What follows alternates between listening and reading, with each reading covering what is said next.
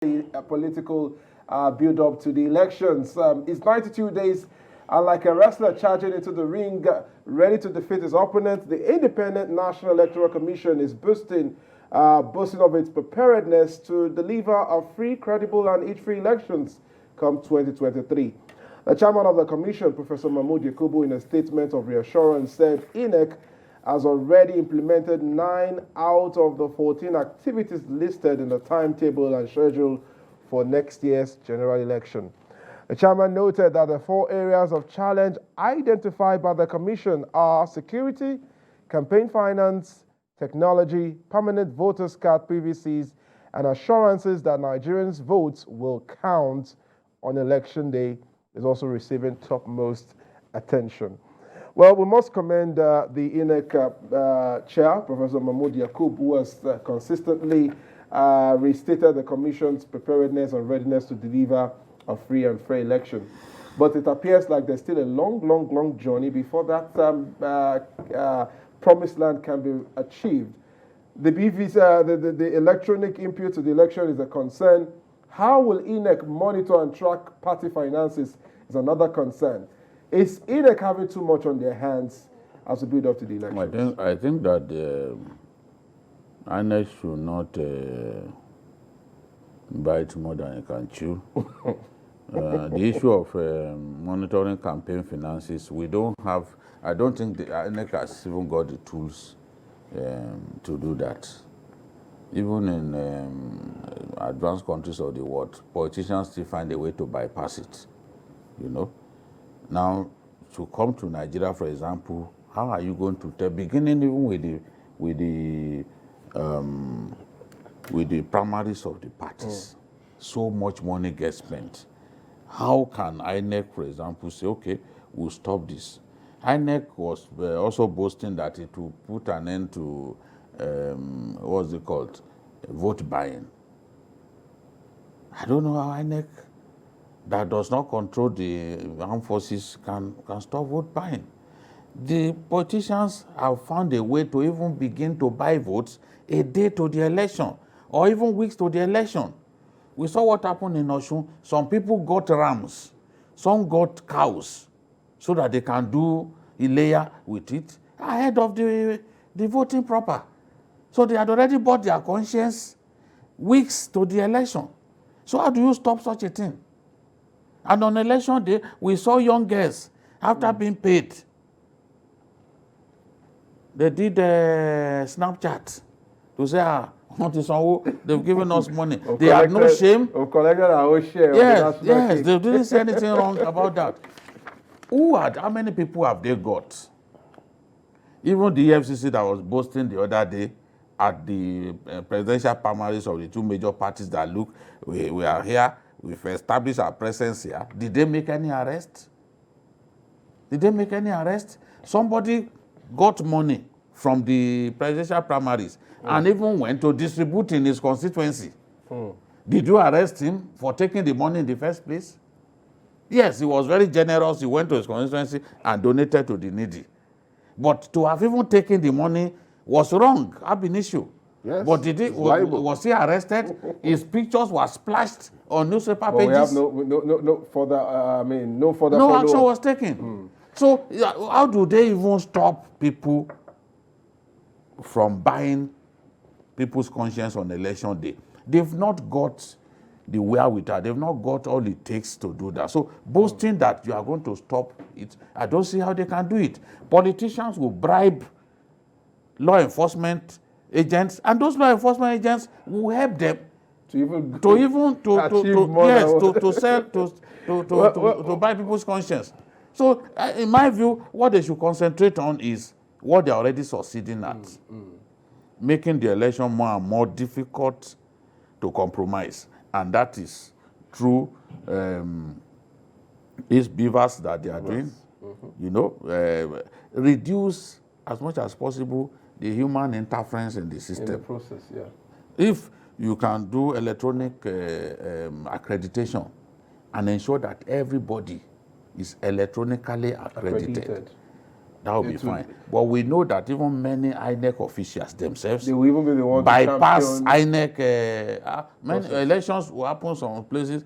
What the law says is where elections are characterized by violence, you should not return votes from those places. But we've seen INEC returning officers return votes from voting centers where violence characterized the exercise. They know I'm saying the truth about them. You know? So all right. This is the thing. Mayor, let me have your thoughts on the other areas. I mean, BK has rightly highlighted some areas where INEC can only back but can't bite in literal terms. But let's talk about areas where INEC have at least direct influence. Underage voting. Underage voting. How can they address that? Yes. I have to commend the Professor Yakubu because there have been an improvement in the process, which is nice. But leaving monitoring, campaign funds, and those things, they don't even have the wherewithal to do that. What they should concentrate on is to make sure that BVAS work. Because BVAS is more or less like biometrics. It tells who you are. If you insist that people cannot vote unless they go to these biometrics through BVAS, for what we will have achieved is that you will reduce rigging substantially. Because the key element in rigging is what they call ECOMOG. And that is, prior to election, you try to gather as many PVCs as possible. And on election day, because it's just manual identification process, you take people from one polling unit to another. So somebody can vote several times. They call them ECOMOG. You just move them around into some polling units, and when they vote in this polling unit, they move them to another. They have this chemical that they use to clean their hands, and they move to another place. But with VIVAS, you cannot do that. Because apart from your already in the server. Yes, and then your face recognition, you must be identified through biometrics who you are. That is what qualifies you to vote. That's so INEC, instead of running after what people are spending or whether there is vote buying or not, let them leave that. Let them concentrate on making sure that they tidy up VIVAS very well so that on election day, the VIVAS will work and be seen to work. Two, they must solve the problem of undervoting, especially in the north, underage voting, especially in the north, because in previous elections, we have seen people who were kids, but we won't see much. The BVAS will remove that because, like I said, that is part of the ECOMOG culture where you will get the PVCs ready. So what you just need to do is just to get some people and line them up to say, okay, collect PVCs, go and vote. But they can't do that now because BVAS will eliminate that. But INEC should look at that and see how they can clean up their own house and reduce to the barest minimum. It's almost impossible, but reduce to the barest minimum election officers being compromised. So those are the things they should work on, because if you put everything in place and the electoral officer is compromised, things will not work. Another issue is collection of PVC, BKO. Yes, in the last few months, we've seen a massive rally or mobilization for people to go and register for the voting process. But many of them do not have their PVCs yet. What should INEC be expected to do between now and the next 92 days? Well, there is a court case that permitted people to still be able to vote until 90 days to the election. Maybe if that judgment holds true. Okay, BKO, just hold your thought for a second. We have Taiwo from Ogun State calling in to join the show. Good evening to you, Taiwo. Welcome to the show. Yeah, good afternoon. Welcome. Let's have your thoughts quickly. I'm so interested in what you are saying, and I believe that the discussion is. Yeah, I'm with you. All right, please make your thoughts quickly. Make your contributions quickly. Only one point. You know, the issue of overvoting needs to be addressed, because that's another way by which the politician can easily reach. Okay. All right. I think Taiwo, thank you very much. Your concerns on your suggestion that INEC should address overvoting. BKO, you were talking about PVC and the court injunction, which enables voters to vote. Yes, I'm saying that if that judgment holds true, a few more people can actually register at the last minute. I know that this year we've had more young people getting involved in the process. But my main concern, when INEC boasts about its readiness, my main concern is the politicians and the steps that some of them are taking to even sabotage INEC. Why, for example, did we have those fires in Osun and in Ogun, where beavers, PVCs and beavers machines were destroyed? You can imagine if people were to go to Kano to carry out such attacks so close to the election. Do you know how many people will be disenfranchised?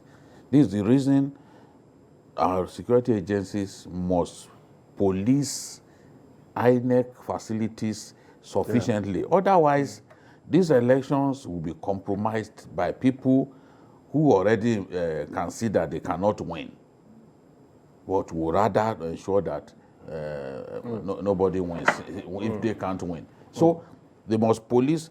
If you are destroying beavers machines, destroying people's unclaimed or uncollected PVCs, how are people going to get involved in the election? That's a lot of people potentially disenfranchised.